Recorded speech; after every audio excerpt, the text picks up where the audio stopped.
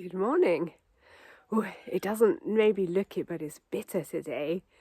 Although it's overcast and there's not a lot of wind, I am rugged up because no, I am rugged up because it's bloody chilly. However, that's not going to stop me going about my business, and in many respects, I prefer it this way. So let me show you what I'm going to be working on this morning. My main autumn-winter project this year is tidying the perimeter of the property. So I have started at the fence line behind the house there, worked my way through the grevillea garden, and now I've crossed the centre path, which is here, and I'm continuing to work my way around to the pond, which is here. What I'm going to be doing this morning is just quickly taking out these two plants, this one here and this acacia tree which is sprouted up, mostly because of the proximity this has to the house and to the snake shed. I don't want too much going on here. This grass is fine, and in the spring I'll be raking, as always, the leaves and the branches off, so I try to keep this nice and clear. But that's obviously not going to take very long, so my main task is going to be tackling this section here. Over the years I have been taking out plants occasionally, but as you can see, we're now getting quite a lot more mature plants sprouting up, and what I don't want is such a density of this type of thing this close to the new wood store building. So that's why I want to try and not eradicate all of these plants, but just thin them out a bit so there's bigger spaces between them to help, I hope, retard the progress of any fire which may make its way towards the wood store in order to try to protect it from burning down. So that's my plan for this morning. I'm not sure how far I'll get. I'm not going to go too far back with these plants. I just want to clear them at the closest proximity to the wood store, and then I may carry on down there and do the work that I was talking about a while ago now when I planted out the gunnera, which is just down there. I might continue on and do some work on this area here, which is also getting a bit out of hand. I won't get to it today, I don't think, but I do also plan to go all the way around the pond and work on this section, which is probably the worst. But for now, I'm going to start here. Just a quick progress report. My pile of debris is here, and excuse me, I tidied up the bit of stuff there, and then I have been able to work my way down all the way to the gunnera, which is over there. We can go and have a look in a sec. But as I hope you can see, in spite of the quantity of material that's been taken out, it doesn't look that different. I try to find a balance between trying to maintain a degree of safety for the property and the buildings on it, whilst also not impacting too much on the character of the property and the diversity of the plants and animals on it. So I'm not going to take out all of this and sort of raise it to the ground. That's never my intention. But it is just that little bit clearer, and as I say, this is what I have removed so far. It probably looks like a lot, but there's more I've left behind than I've taken out. I was particularly pleased with the work I did on this clump of regrowth acacia trees. It was sort of a bit dark and foreboding, and just by judiciously thinning out maybe about a quarter of them, what I'm left with now is a really quite attractive stand of acacias. So I'm very pleased with that, and I'm heading down now just to quickly show you the area surrounding the gunnera. So you may recall when I planted it, I spoke about how this was a gully which feeds water into our pond from a neighbouring pond higher up the hill. This is the gunnera, and essentially all I've done is taken out quite a large stand of tea tree and 1 or 2 regrowth little trees to clear the path visually back down to the pond. So previously when I planted the gunnera you couldn't see the pond, now you can. I don't need it any clearer than this. I'm not going to be removing any more plants down here, partly because they're not in the way, partly because the gunnera does prefer the slightly shady spots, so I don't want to overly alter the habitat in which it's been planted. But it's just a bit nicer now to be able to come on this pond walk and to be able to actually see the pond from this side. The view had become obscured. So I think that's all I want to do here. I sort of refer to it as judicious or, you know, light-handed work on the property. I'm heading back up because my next task is this side of the pond. I'm sort of trying to work my way around systematically. So what I would like to do here is take out some of these plants just so that we have, yes, once again, got a bit of a nicer, clearer view to the pond from this side of it. That side and around the bank are pretty nice already, but the tea tree in particular has regrown here, slightly obscuring it. I'm not going to take out things like this big grass. Too much work, but also, as you might have seen, the parrots are rather fond of eating it. This work is slightly encumbered by the fact that the pond is quite high at the moment, but that's okay.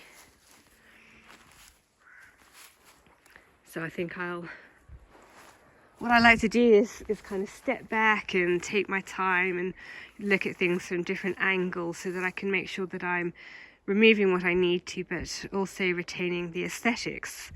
So what I think I might do is essentially leave this, that's quite nice framing, and just take out this.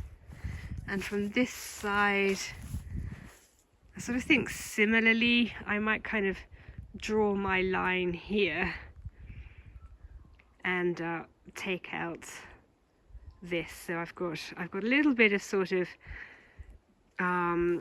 visual framing on either side leading down from the trees, and then a clearer section affording a nicer view, a less obscured view of the pond. Granted, I haven't removed the piles yet, but I thought I'd quickly and finally, before I carry on with the rest of this work, show you how the pond is now looking from this side. I think that's a vast improvement. Still enough vegetation there to retain the bank. There's a nice little plant down there, which if it is what I think it is, I've deliberately left, and if it's not, I'll take it out. But it's sort of a member of the pea family, although it grows into a bit of a tree-like shrub with these really, really pretty yellow flowers on it at certain times of the year. So, as I say, if that is what it is, I'll leave it, and if it isn't, it can go.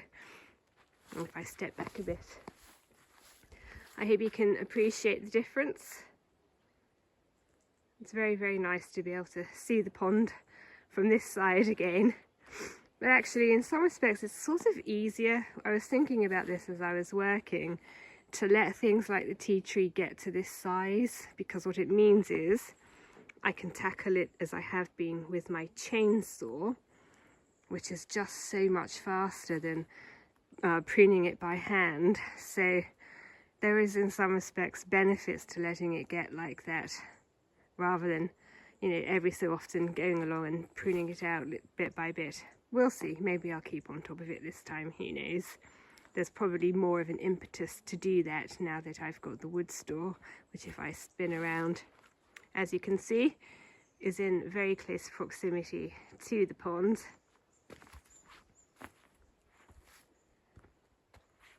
I'm going to carry on that way.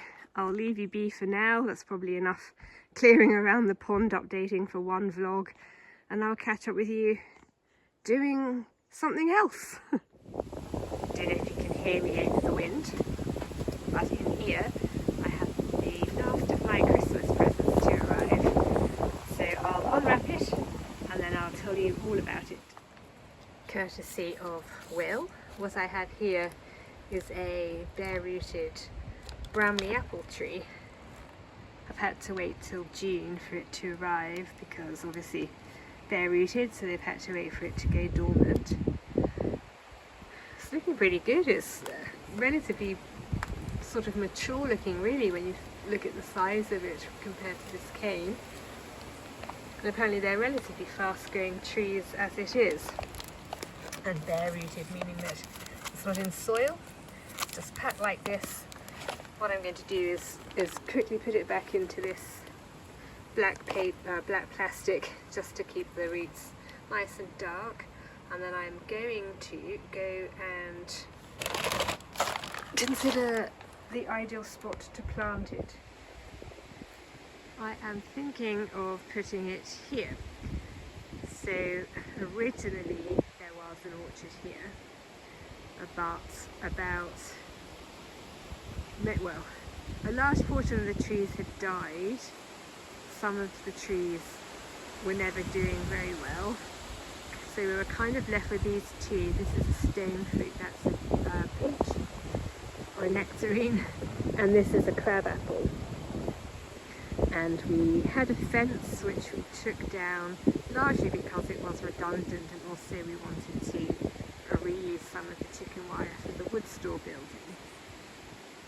Our current plan, if it works out, and the bay tree cuttings aren't doing amazingly, but essentially is to put a hedge of bay trees, preferably along here, so that two sides of this former orchard are relatively sheltered, and then in here we'll re-establish a sort of orchard. So I'm going to plant the Bramley apple here, and I'm going to plant the cherry plum here, which I've currently got growing. I grew from seed in a pot, and I've also ordered another apple tree, a evergreen russet, because the Bramley apple requires two other trees to be able to pollinate. So that's why I ended up with 3 apple trees. I'm not even the world's biggest fan of apples, but in winter time I do like my apple crumbles, and although you can get Granny Smiths here, you can't get proper cooking apples in Australia, at least not easily in the supermarket, which is where I tend to buy most of my fruit and vegetables. So Bramley apple is far superior from that point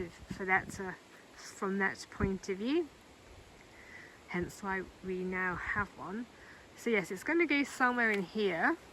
I need to consider the kind of size it's going to get to and all of that fun stuff, but probably I'll put it somewhere about there. So I'll grab my equipment and start planting. I don't know how well you can see. They look closer to me in real life than they do to you on the camera. But anyway, a small group of lady wallabies and kangaroos have come to watch what I've been up to, which is planting out these 2 trees, and I have just watered them in using the seaweed fertilizers I like to put in whenever I water a plant in, even if technically these aren't really doing very much at the moment. So this is the cherry plum, which I grew from a seed from a plum in our local town. They're called cherry plums because they're very small plums. I've had to put it in this very, very big cage actually because it's quite wide, but I've also made it quite a short cage because I basically cut the chicken wire in half.